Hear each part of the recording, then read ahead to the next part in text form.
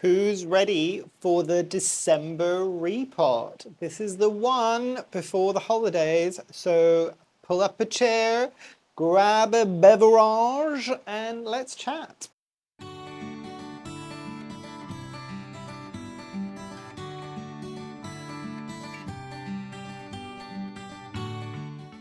Hi, my name is Memo, this is my channel, Houseplantygoodness, and essentially it's a place where I like to geek out about my big passion. You might be able to see some of it behind me, it's tropical houseplants. So yes, December repot, hopefully I'm going to do it in a similar way that I did it last year, which is pretty much, I think when I started doing these repots a bit more frequently, last year's repot, people seem to have appreciated it quite a bit. I've actually had a few comments, I think, on last year's video thinking that it was this year's video, but no, this is the new December repot for 2025.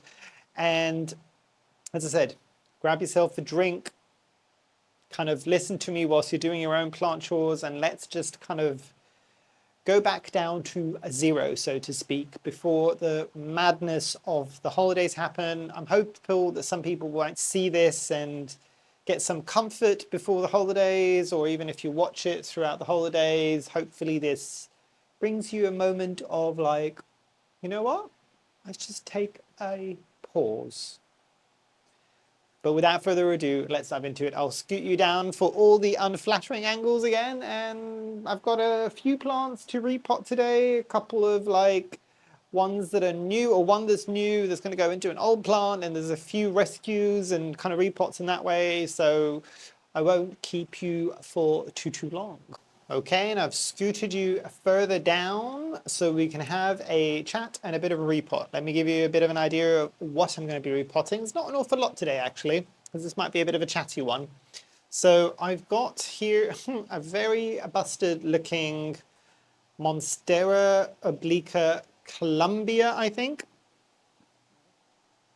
And this was a repot that I did a while back, but literally there's one leaf surviving and a tiny bit of a growth point for a very, very big pot. So the reality is I think I need to move this into a smaller pot for now. Same thing goes for this Syngonium that has been on the decline. It looks horrendous. But again, I think it's just been struggling. It's in better light now, so it should start picking up, and I've already started seeing it do a lot better. This is the Syngonium something, strawberry something. But I'll see if I can put the name on the top there. I'm going to have to take off all of these brown bits. But that's the other one. And then this Syngonium red spot that I've always struggled with, which was a recent repot from a repot that I did recently, essentially. There is another extra bit that I can put in because the second growth point died off. Again, this is in better light.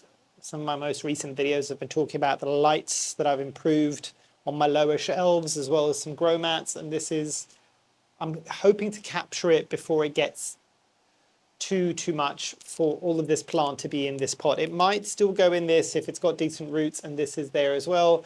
Otherwise, I've got smaller pots. But let's go into one of the first questions, and this was from Instagram, which is, how do you keep your pond plants from getting cold roots in the winter? Great question.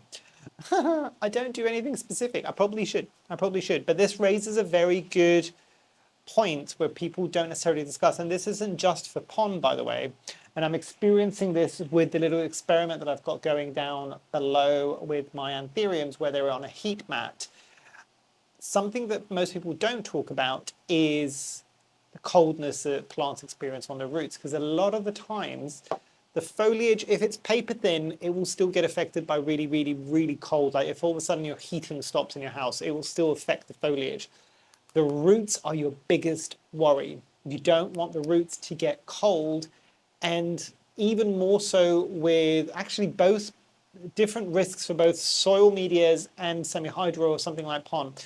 So to partially answer the question from the viewer, it is something that's part of the reason why I don't keep any water reservoirs in my semi-hydro and pond over the winter. Even though some plants might like it, I'm very, very careful with it. So if, for instance, that is, it would probably be bigger if that was a reservoir, but If I'll be filling it up all the way to the top in the summer and I know that this plant desperately needs it in the winter still, I would do half of that for the winter, not the whole thing.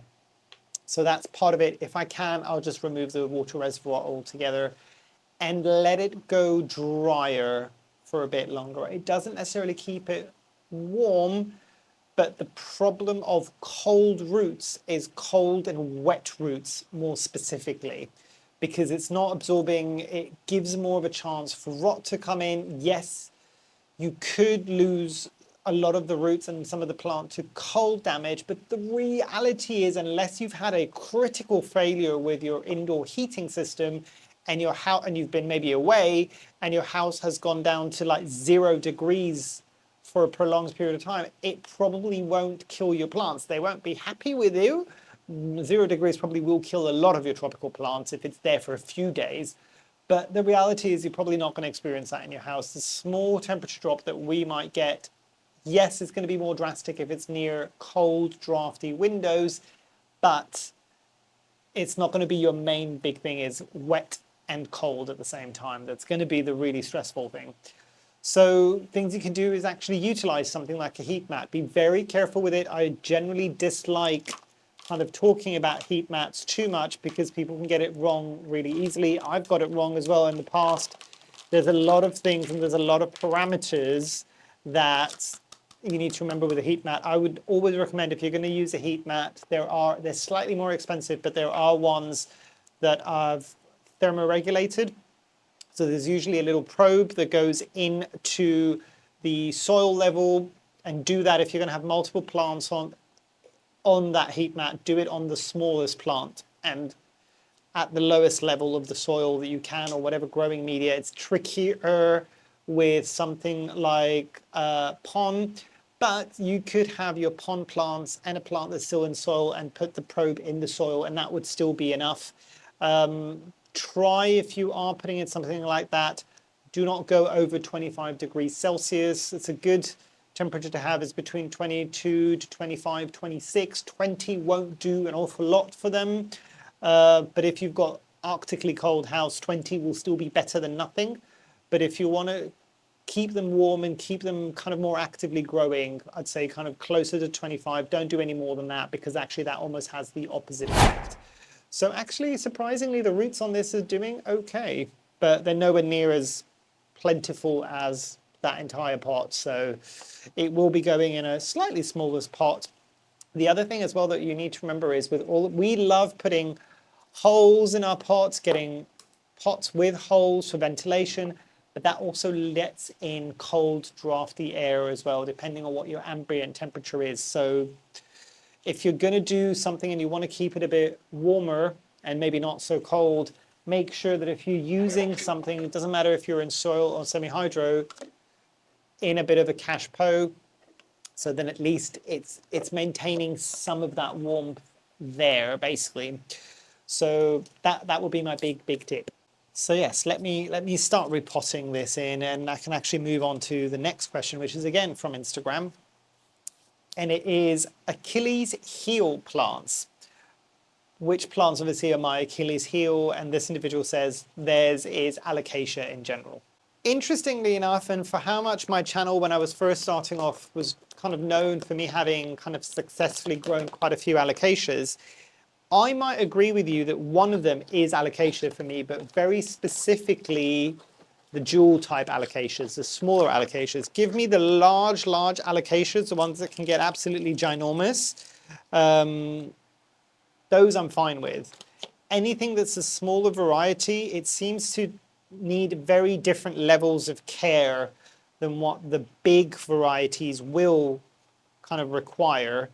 And with those, I struggle a lot as well. Like, I cannot tell you how many jewel alocasias I've killed over the years, and it's annoying. The other one that I would say is, and it's less genera with me, and it's more kind of specific species. So the verrucosum, the Philodendron verrucosum, was a bit of an Achilles heel for me, just purely for the level of like mealybugs and pests that I deal with on that one. But so that's one example. Cissisi. So part of the grape ivy family, I think, if I'm not mistaken. So that one would have been for me, and it's annoying because I would have really loved to have had the that plant do well. So Cissus discolor for me, I would have loved to have got that to grow happily. I have grown other Cissus, so Cissus triangularis, I think, and a few of the others. Them I've done really well with, and they're not necessarily challenging plants for me, but yeah, the Cissus discolor for me is a no. So that's my Achilles heel, I would say, on that one. Let's move on to the next question. This is from YouTube. So still plant related, so I'm leaving this in. There wasn't, I don't think. There's some kind of non-planty questions on here as well, but I'm going to do a bit of a mix and match. I think too many people were busy, so there wasn't a huge influx of questions this year, so I'll mix and match. I'll give you personal updates at the end of the video for the people that don't want to watch them, that's fine. But this person asked, how did things go with the allotment garden plot this year? Really well, really well. I'm exhausted, but it went really well. Thank you for asking. I'll see if I can put some pictures here, if I've taken some pictures of different fruits that have happened. The pepino melons were a great success. I am regrowing them for next year now. They were very cool, and I'm quite glad that they're easy to propagate. So they are a perennial, technically. They just won't survive outside here in the UK. So what you do is you take a cutting like we would of any other plant, shove it in some water, which I did, and they've rooted out beautifully. I have never, even pothos have never rooted out that quickly for me. I've since moved them into soil, very small containers. I do want them to get a bit root bound by the time spring comes around and then get them out earlier, because I will say pepino melons from seed took a painfully long time, and I've got a whole bucket of slightly underripe, and they will continue to ripen because they're part of the tomato family, the same way that you can get an underripe tomato and put it somewhere and it will get more and more ripe. Doesn't necessarily need to be attached to the plant. Same with these, but they are spectacular. I will say they are just sweet enough. If there's anybody who watches me who's kind of from like kind of the Far East or Asia and things like that, I know a lot of like friends and family over there, that one of the best kind of compliments they can give you if you're giving them dessert is it's not too sweet. I think that's the thing, and it's a good thing because it's not overly sweet. This is the same thing. It's not got the immense sweetness that you would get from traditional melons or watermelons. It's just a bit more kind of muted, and it just makes for a really beautiful kind of tasting fruit. So the reason why I'm rooting them and I've got kind of more established plants to go out in spring is that they will likely flower and fruit a lot earlier, which means that they can probably fully mature in my much shorter summertime here in the UK next year. And to be fair, if this works well, I might just be one of those things that I just keep doing year and year and year and year, because I know a lot of people will maybe grow coleus as a decorative plant in the garden, and then they'll take cuttings, root them out indoors over the winter, and then they'll have an established plant to put back out again. It'll be a similar kind of vibe, but that went really well. The Chilean or Peruvian, I can never remember, guavas, exceptionally well. So that I'm definitely going to regrow next year. It's already getting really, really big and bushy. The feijoas, for my Kiwi buddies out there, this is the pineapple guava, I think is the common term for it. I had so many, and so many had taken, and I'd even sat there and hand pollinated. When I say so many, I'm talking about at least 50 to 100 fruits easily. And then I went away in September, and I had the person that was watering the plants, and they did a great job, but I forgot to tell them to water that quite frequently. And because it's in a pot, it just pretty much rejected pretty much all of the fruits. I originally thought it might have been a bird that was eating it, but I think it was just, it got dry for a bit too long and it just dropped the fruits. So I did not get to test or try a single one this year, which is so infuriating. But hopefully next year, when I do move, the reason why it's still in a pot and it's not in the ground is because I know I'm going to be moving soon. And I don't want to put it in the ground. It was a very expensive plant. It will move with me to the next place, and then it will go in the ground, and then it will probably be a bit more tolerant of kind of mist waterings in the summer. But overall, really well. The allotment did really well. I harvested the first bit of my horseradish, which I planted last year. It just, I got lazy and I didn't harvest it last year recently, and I've made it. It's not the strongest horseradish sauce that I've done. So anybody who's done horseradish sauce from scratch at home and they've got some tips. I didn't add any mustard because I thought that was a bit of cheating, but I might have to add a bit of mustard to bring up the heat a bit more. I've got my Jerusalem artichokes that are about ready to be harvested. These are all the last bits, and my parsnips that I planted earlier on. But other than that, loads of tomatoes. I've lost count on how many. I don't think I got to 100 litres of tomato sauce, but probably wasn't too far off, basically. It was a lot. But overall, really, really well. Looking forward to next year. Looking forward to it, but I'm also quite happy that it's not happening just yet. I've not enjoyed this quiet period just enough yet, but overall done really, really well. Roll on next year, which I don't know whether I'm going to need to do a bit more to the garden to make it even more presentable when it comes to selling, so I can hopefully... The plan is, don't hold me to this, because anybody who lives in the UK knows that things can change on a dime and things can take a lot longer than expected. I'm hoping by this time next year, you'll see me in a new space. Hopefully. Or around then, hopefully be moved in before Christmas or just after Christmas. I don't know, but with any luck, with any luck, with any luck. So yes, hopefully that answers your question. Oh, and I love this question when it came through, actually. So another one from YouTube. All the rest of the questions are from YouTube. So do you have any suggestions for low-cost plant chores to perform during the cold months? I'm about to have some time off work and want to relax with planty activities, but not be tempted to buy more plants, spend too much whilst not working. Thanks and happy holidays. Happy holidays to you too. But I'm also, before I say all of mine, everybody else is watching this. Pile on in the comments down below and give some of your own suggestions as well. I'm sure there's going to be quite a few. That's a very good way of looking at it, actually. And hopefully you enjoy, I'm assuming based on what you're saying is it's kind of going to be unpaid time off, but hopefully you enjoy that time off, basically. But I don't know if they're going to be glamorous things. So obviously repots are going to be a good way of doing things. The other thing that could be cheap if you've got the materials for it is setting up a prop box if you don't have one already. If you've got one already, set up another prop box. Don't spend money on grow lights if you don't have them, but if you do have grow lights that maybe you're not using, if there are people that are weird like me, that I've got a couple of grow lights here and there that I've just like in storage that need to be used at some point, try utilizing that. The other big thing that I would say is spend some time, wow, the roots on this are particularly bad. I kind of knew, that's why I thought let's repot. The big thing that I would say is, and it's then not glamorous, but something that is kind of necessary that not a lot of people talk about, do some cleaning. Do some cleaning in and around your plants. Clear some space. Don't buy plants, but clear some space for new plants, because even if we're not spending now, we might be spending in the spring and summer. So create some space. There are some other planty activities that I would suggest if you don't have something like this already set up is you could, and this is less kind of dealing day to day with plants, but your future self will thank you for it. Try using something like the app that I'm using, so the Plant Care Reminder app, and I'll see if I can link it in the comments as well. Now would be a good time to kind of slowly start putting all of your collection on there, and trust me, it does make care later on a breeze, and you can keep track of when things are happening and all of these things, but it's a bit of an admin-y type of task that a lot of people kind of don't want to do.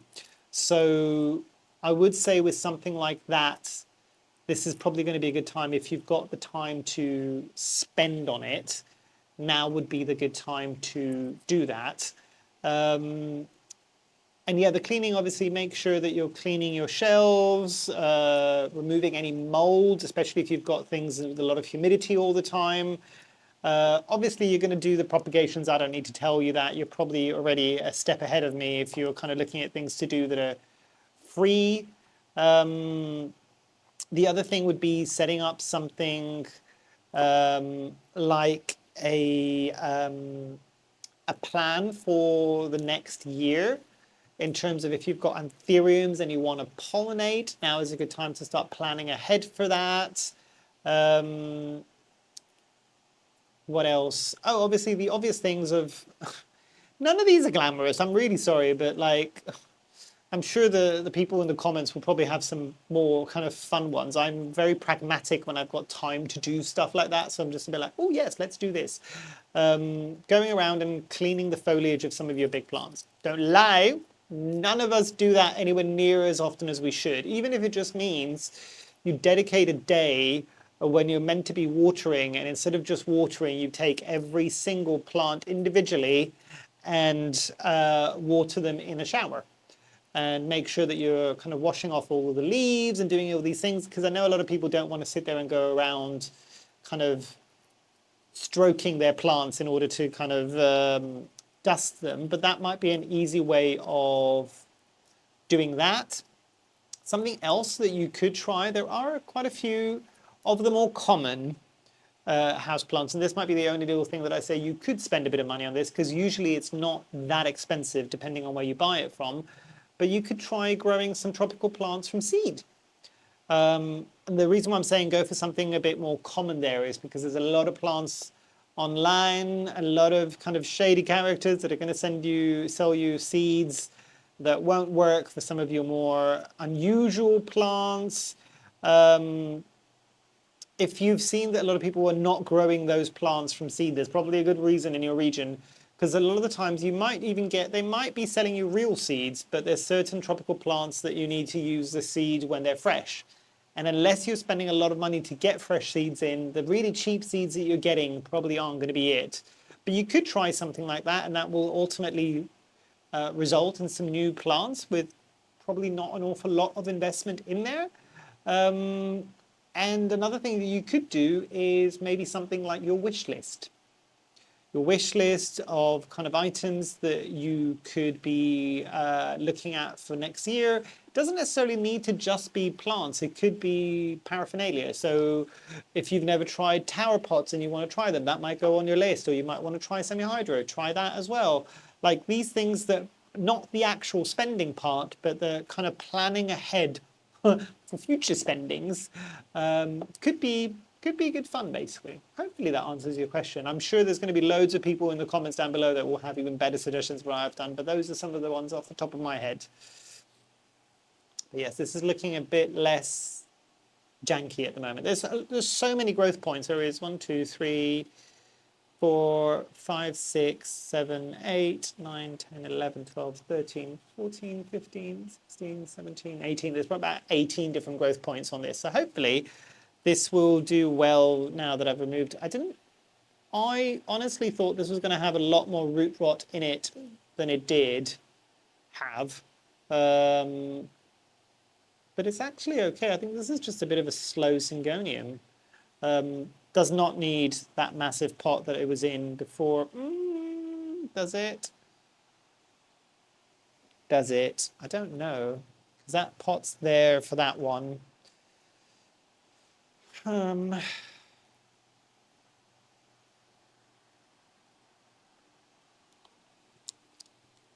to think.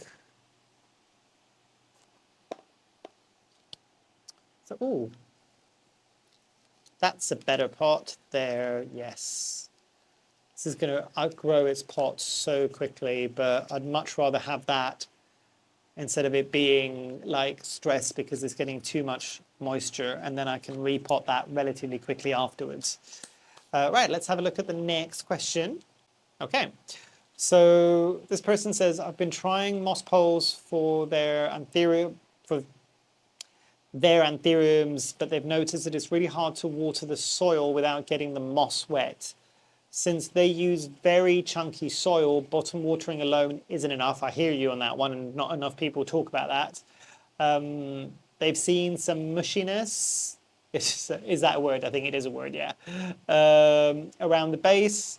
So I remove the moss, cut out the mushy parts off the stem.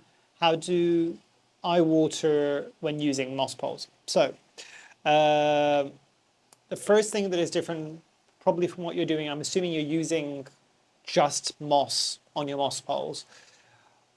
I tend to do, let me see if I've got an option to show you here.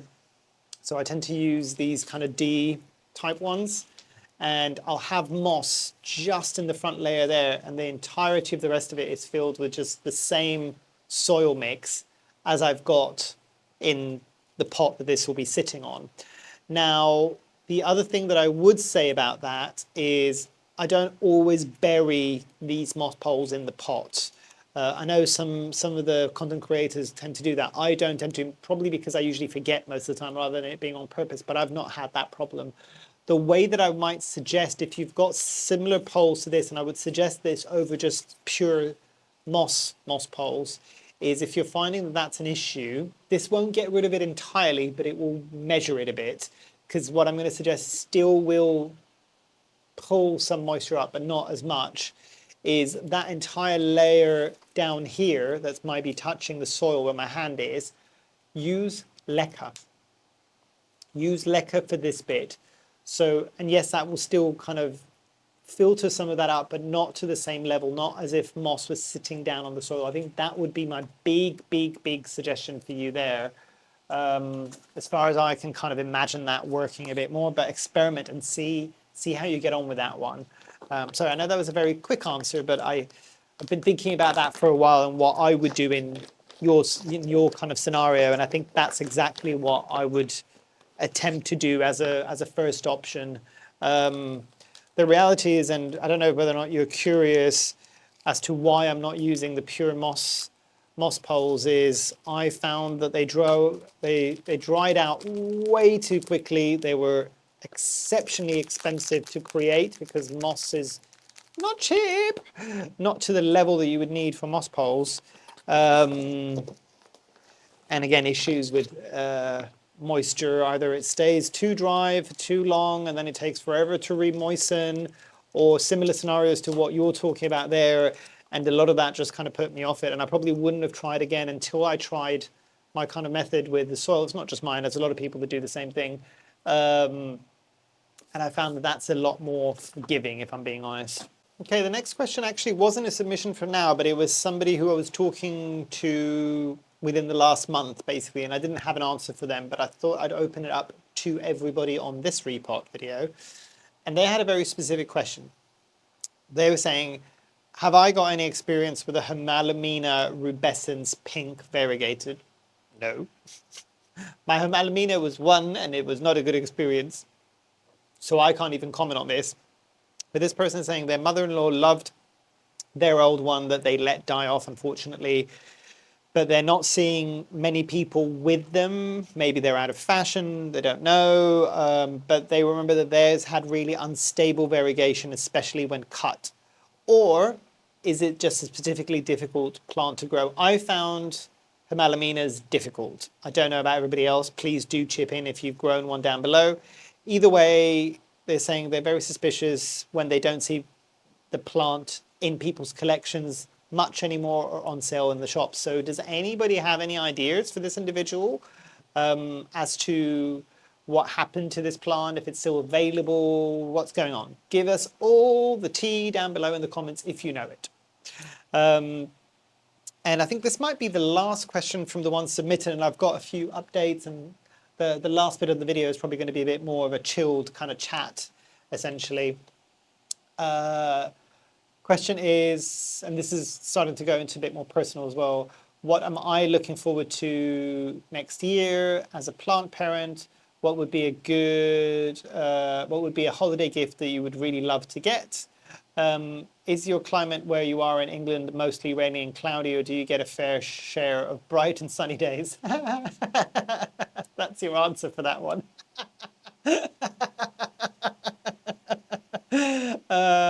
How often do you get to go away on a holiday? Right.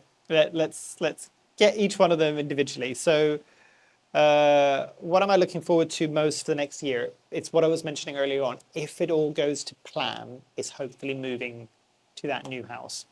And for the people that might have missed it, my hope is to move slightly further out, because I'm getting more and more antisocial and not necessarily introverted necessarily, although I can be. But I don't want to deal with humans too much. I'm the weirdo that's going to be living in the sticks, quite literally. I want to move slightly further out. Like when I moved from London to kind of Norfolk and kind of in and around kind of Norwich, which is kind of the main city in Norfolk.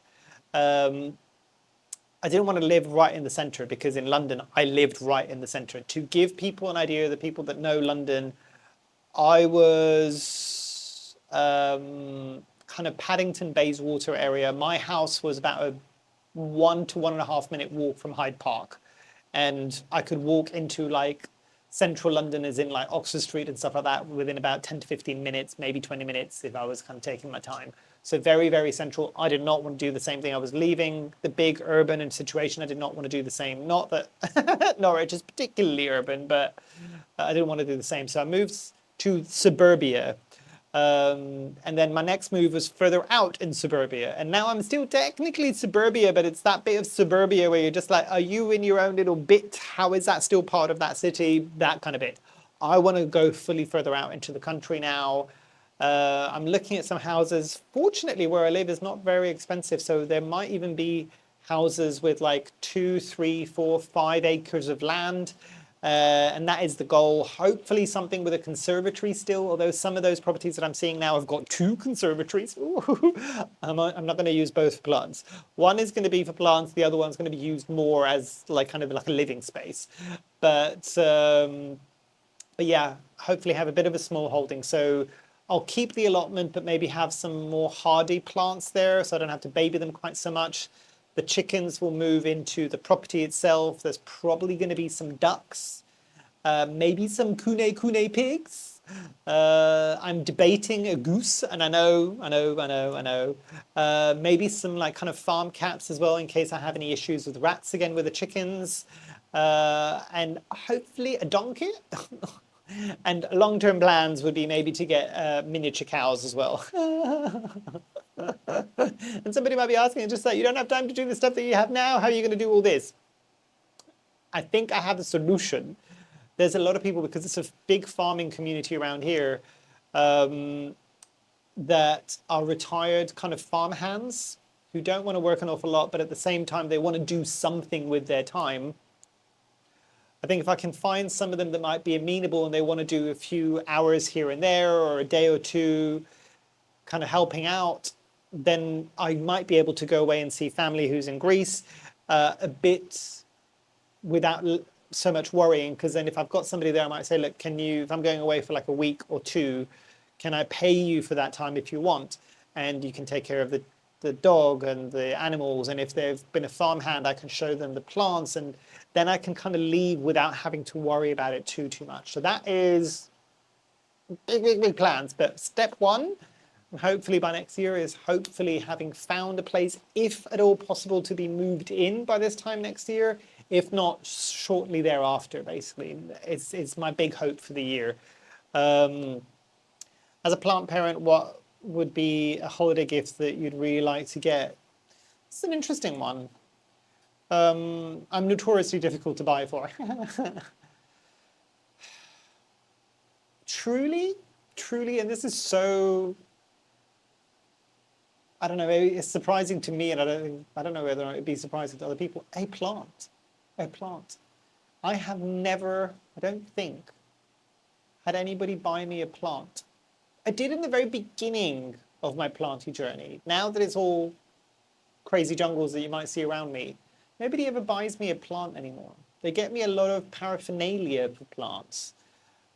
But a plant, really? Like a plant too? Literally, that is the only parameter. It doesn't need to be a rare plant. It doesn't need to be a plant that I don't own. It doesn't need to be a plant that I would necessarily choose for myself. A plant.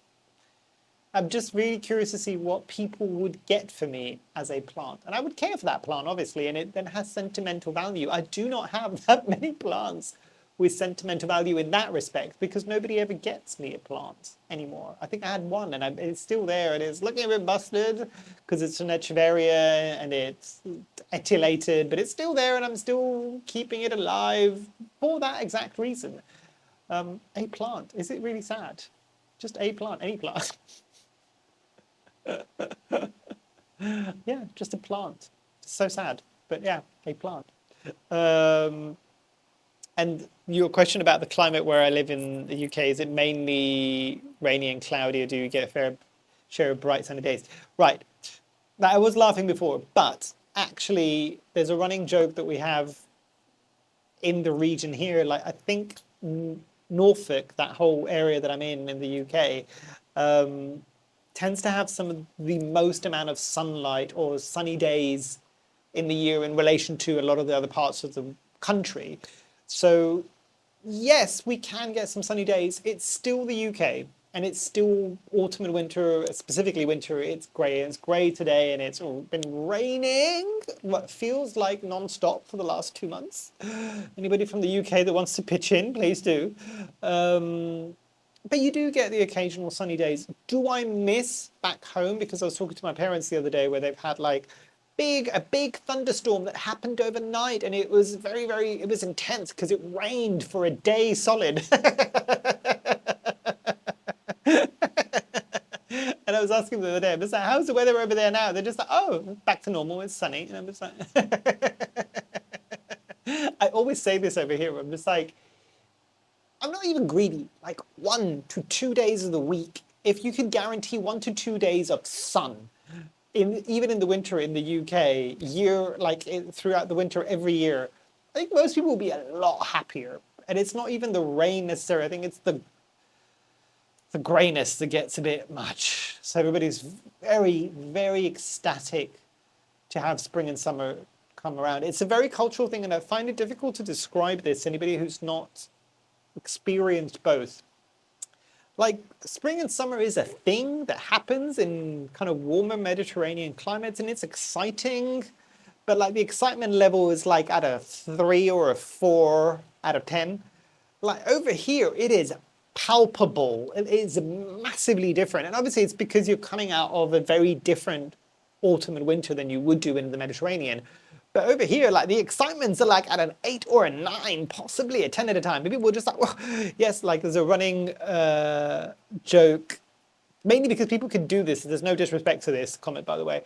But like from a warm country, like when I first moved over here, I'm just like, it is still cold by Mediterranean standards, so like maybe 14, 15 degrees, and there's the tiniest bit of sun in the spring, and everybody's like in bikinis in the park sunning themselves, and it's like, it's sunny, but is it warm enough for that? And it is for a lot of people who are used to the weather.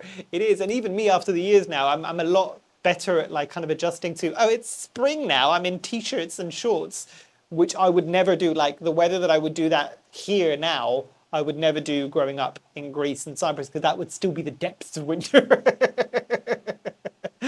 But it's different. It's very, very different. It is very, very different.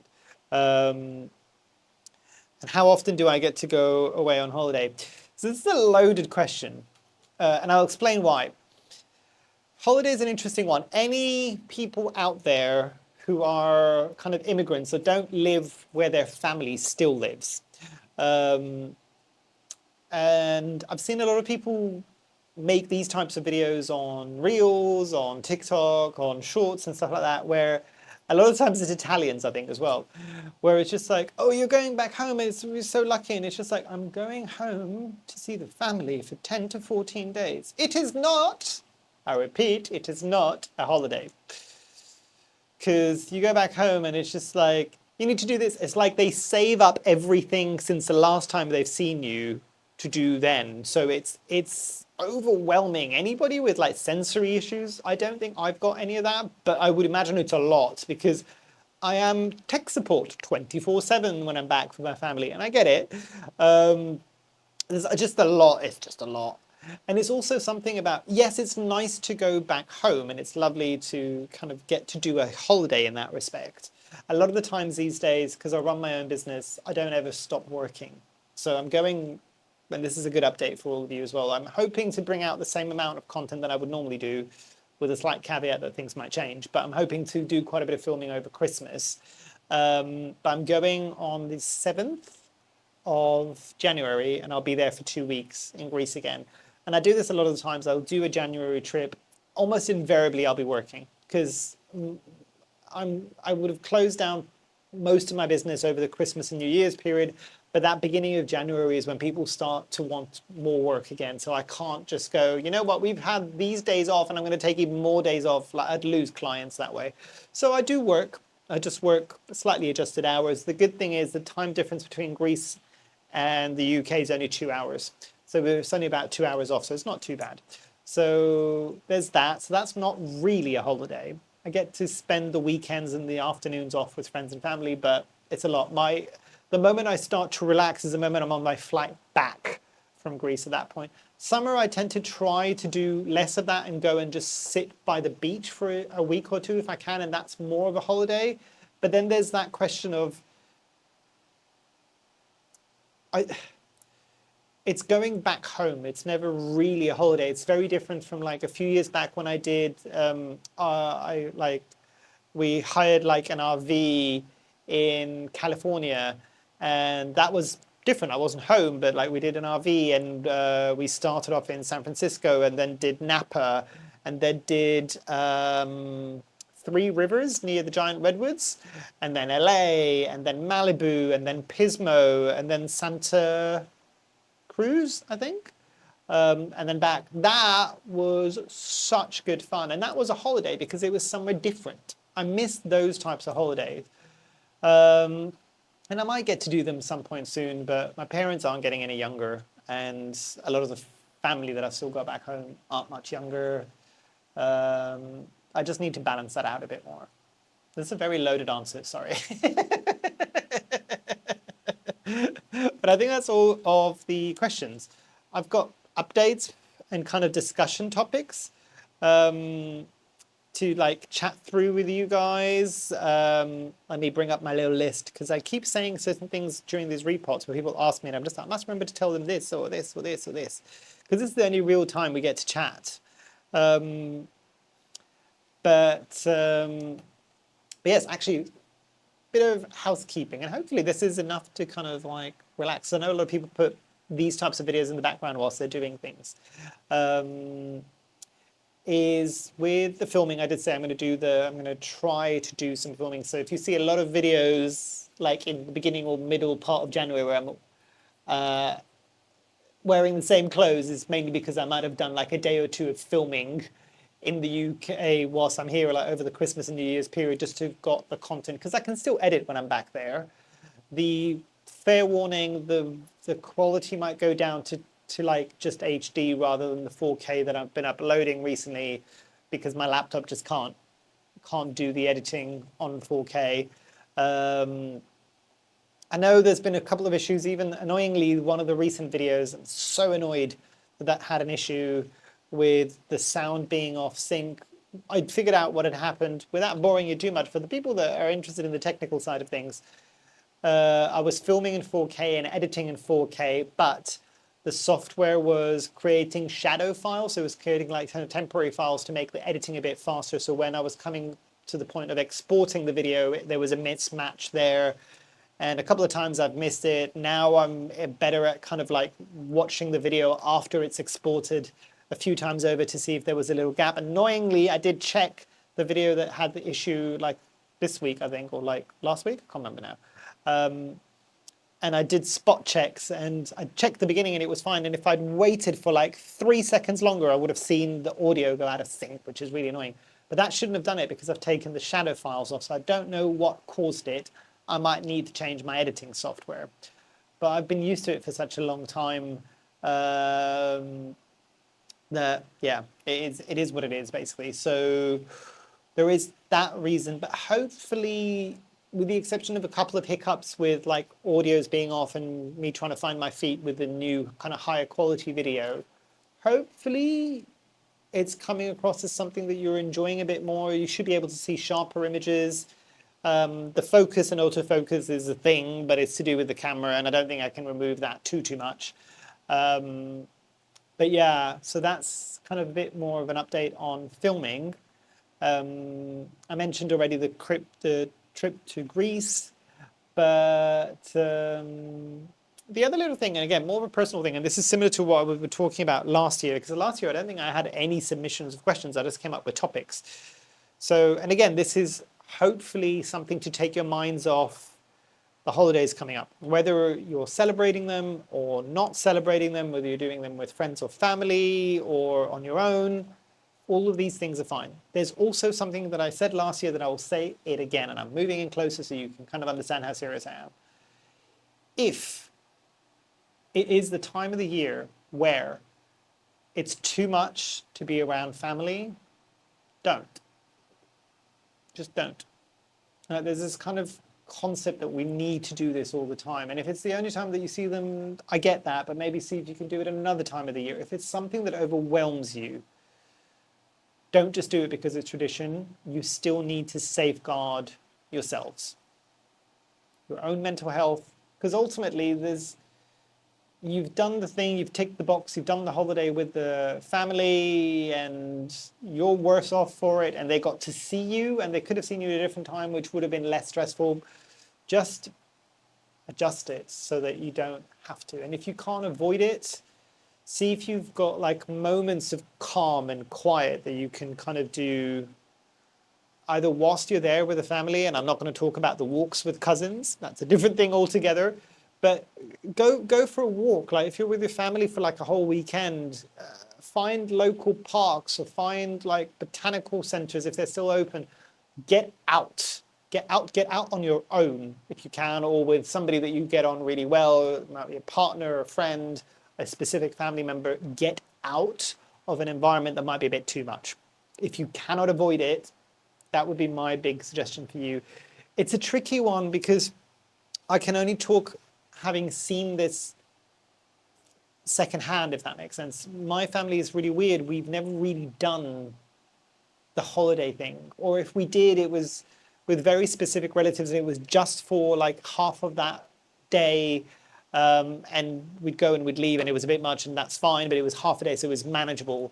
We never did it a lot because my family being in travel and tourism themselves, and it's interesting because it's busy in the summer for like the family business. Christmas might be the only time that we can kind of go away as a family. So it would be usually us in a hotel somewhere, basically, when there's nobody else there because nobody else wants to be spending it away from their family on our own. Usually, if the hotel restaurant was open, it'd be us and like 3 other tables, maybe, or 1 other table, having a very sad Christmas meal at the hotel. And it wasn't sad. It was my norm, basically. That was something, so like that kind of overwhelming thing wasn't really something that I had to deal with too much, but I have seen it secondhand, at least from experiencing this with other people, that it's a bit much. So yeah, like, I get it. Just see if you can carve some time for yourself. Get some propagations ready. Get some like the chores that we were talking about before. See if you can slot them into those days so you've got a moment of kind of peace. And if there's any kind of food is very therapeutic for a lot of people. If there's something that you really relate well to Christmas, or another time of the year that isn't Christmas that maybe isn't as stressful for you, do bring that in. Bring that in. If you want to have like ice cream on Christmas or any of the kind of like holidays that are happening at this time of the year, and everybody's just like, why would you be having ice cream in the middle of the winter? But it makes you happy because it reminds you of the summer, and you need that. Remember the previous videos that I was talking about, the shot of sunshine? That. Somebody made a good comment on that video that it wasn't necessarily the shot of orange juice that was the sunshine, it was that moment of just stopping to do that. And it was more of the concept rather than the actual action. And I agree 100%. It was more that kind of ritual element of it, of kind of like, I'm stopping, I'm taking a breath, and kind of like, it strengthens you up. Do something like that. Do a shot of sunshine, even if it's just a shot of orange juice for the holidays. Because I know there's a lot of people that are recovering from substance abuse as well, and you can't do anything like that. Do something like that. See if it kind of perks you up a bit. It could be something that's particularly fizzy as well, that isn't alcohol. If you can't or don't want to have any alcohol, that's a good option as well. But yeah, remember to take care of yourselves this time of the year. And like if you've got some time, some of the things that I'm going to be doing with my time off, other than the plants and other than everything else. And share your own down below, because it might give some people some ideas of what they could be doing as well. So little known fact, I don't think I've ever really talked about this on my channel too much. I was a gamer for many, many years. Not kind of, people hear gamers now and there's a very specific thing that comes to mind. I was never that into it, but I was always into video games and all these things. It was my generation thing, and I kind of grew up with that from a very young age. I had the original Game Boys and all of these things, and Ataris, and I've been through every single console and all of these things. I've got older. I don't have the time so much between the pets, the plants, life, running a business. I don't always have the time.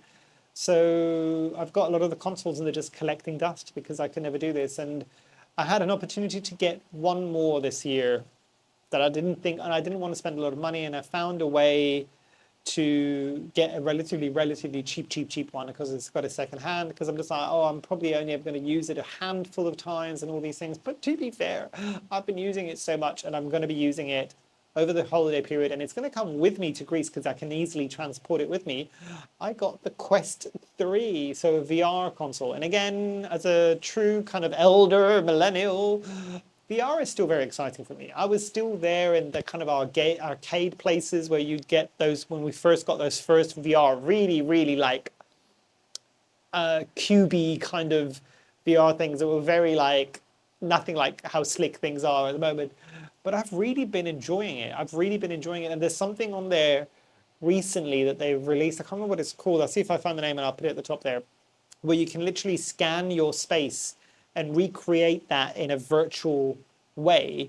So you can share that with friends or family and all these things. But actually, it's really, really cool because it does create a fully kind of 3D space that you can stand in. And the thing I want to do, because it's coming with me to Greece and my friends are there as well, because my family came over and they saw the conservative, my friends are always fascinated. I'm planning to be in here. Hopefully I'll get at least one sunny day and I can scan the plant room and show them what it's like to stand in the space. And if it works well, and anybody else who's a gamer or has got Quest and they want to see what it's like on here, and I can figure out how to send you like an invite so you can see it, I can do that as well. Let me know in the comments. There's a very, very oblique chance anybody else might be watching this, might be into it as well, but let me know if that's something you want to see. And you can feel like you're standing in the space that I'm usually filming. Fair warning, I'm probably not going to tidy up too much. You will see warts and all, because yeah, actually saying that is one thing I do need to do over the holidays, is tidy up in here as well. But I'm going to be doing there's some little miniature Lego things that you can do, Legos or brick things that you can do, and the one that's like a cherry blossom thing that I bought last winter. I haven't had a chance to do that. That's going to be happening this year, a year later, but it's still happening. And catching up on a lot of my shows. So still very much into my K-dramas, and I'll put up here what I'm currently watching on that. Same thing goes as well. I'm kind of reconnecting a bit more with anime, and I'll put the anime that I'm watching here as well. And I seem to be enjoying that quite a bit recently as well. And it's a kind of a tacky thing because I know there's better ways of learning it, but I don't have the time right now to do it. And it's reconnecting me enough with Japanese as a language, because I did it years ago and I'm getting very, very rusty with it. So watching all the animes in Japanese with just the English subtitles instead of dubbed, which is generally considered to be the better way of doing it anyway, but just so I can pick up on words. And after a year and a half of Duolingo again with Japanese, I'm starting to really kind of get back into it, which was quite nice, because that is my ultimate bucket list kind of place I want to visit. I do want to go to Japan. I've said this before. I understand that there's a romanticized notion of all that, but the culture and all these things, because I've been heavily into the culture and the realities of Japan for years, aren't something that's put me off just yet. So I still definitely want to visit. But yeah, I think I've prattled on enough. But I'll say it again. Take care of yourselves over the holiday period, and don't try not to let things get to you too much. But yes, hopefully you have all enjoyed, and it is that time of the year where things can get a bit crazy, a bit hectic. I truly hope that you all have the best holiday season, whether or not you are enjoying it with friends, with family, on your own, or whether or not you don't do anything for whatever that reason might be. I hope that December is kind to you, and hopefully the new year will bring you everything you desire, whether or not it's plant related or not. Just have a moment to yourself, relax, try not to let things affect you too much. This is the month where there's a lot that goes on, and also steel yourself for the inevitability that is everybody's broke and depressed in January. But yes, hopefully you've enjoyed. Hopefully I shall see you here soon. And I truly, truly hope that you have a great rest of your day. Thanks. Bye.